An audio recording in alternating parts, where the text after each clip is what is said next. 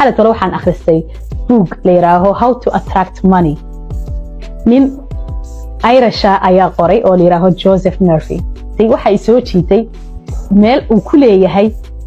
lacagtu inta jecelun bay u timaadaa waayo waxa jira dad badan oo markay arkaan qof 5 sanadood ka hor ahaa xayraan ibnu xayraan ka bacdina taajiray qofkaas markuu qofka kale taajiray uu ka hadlayo wuxuu uga hadlaa si uu dahabaarayo wuxuu oranayaa ninkaas 2 sanadood ka hor xayraan buu ahaa anakuna shahaadi jiray lacagtiba bedeshay lacagtibu ku kibray yaani isagu shakhsiyan lacagta wuuna doonaya wuuna caayaya qofkaas de ka hadlaya ninka isbedelay wadcigiisu isbedelay suudana lacagta ku keeno laakiin waxaad u hadlaysaa ama wuxuu u hadlayaa qofkaas si uu ka xanaaqsan yahay ama uu ka cadhaysan yahay lacagtan ninkan bedeshay marka lacagtu dadka noocaas oo kala horta way ka fogaataa lacagtu waxa hela dadka magnet u leh inay lacag helaan dadkaasna badanka way shaqeystaan mar walba maskaxdooda waxay ku shaqeysaa hab wax u sameyn lahaa plus wuxuu kale ku sheegay buuga in qofku markuu aaminsan yahay inuu wadcigiisu isbedelayo inkastoo waa nin kristana laakiin haddana iimaankii ama waxbuu aaminsan yahay ku saabsan xagga ruuxaaniyaadka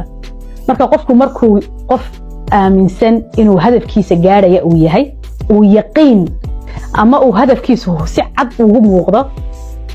maskaxdana inta ku program gareeyo wax kale maskaxdiisa gelin qofkaas hadafka caadi buu gaaraya wuxuu doonaba ha ahaado wadcigiisu wuxuu ku tusaale qaaday qodobkaas inan yaroo 12 jira 19 jira oo reer danyar ah ka dhashay reerkaasu ma awoodin in xataa jaamacad ama college ay u diraan marka inankaas wuxuu sameyn jiray markuu iskuulka tago galinka dambe kale wuxuu tagi jiray dhakhtarada clinics buu tagi jiray clinicskaas uu masixi jiray uu meeri jiray suuliyaashu meeri jiray marka ishiisu mar walba waxa ku soo dhici jiray ishiisa shahaadooyinka dhakhtarada xafiisyadooda clinicooda Suudaan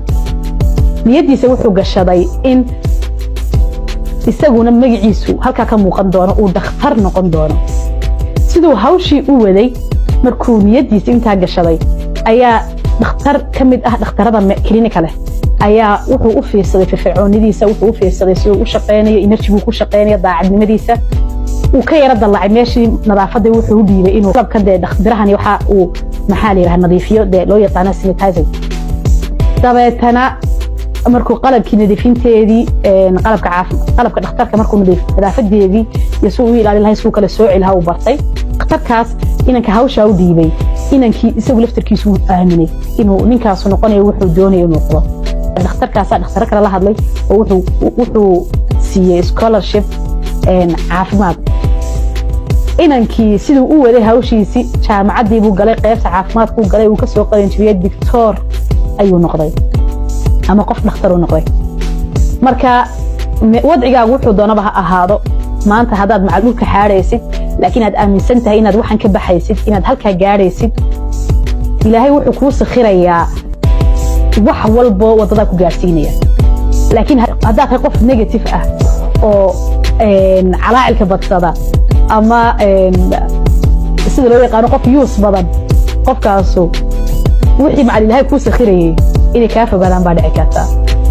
mar walba naftaada khayr u sheeg wanaag u sheeg ilaaheenina jeclaayna abuurtay adduunka inta la eeg abuurtay ayaa amarkeena ama xaalkeena gacanta ku haya marka ilaahay wax weyn weydiiso jidkii loo mari lahaana waxa weyn heer iyo dadaalkii laga rabayna ka soo baxa maalintaydii waana assalaamu calaykum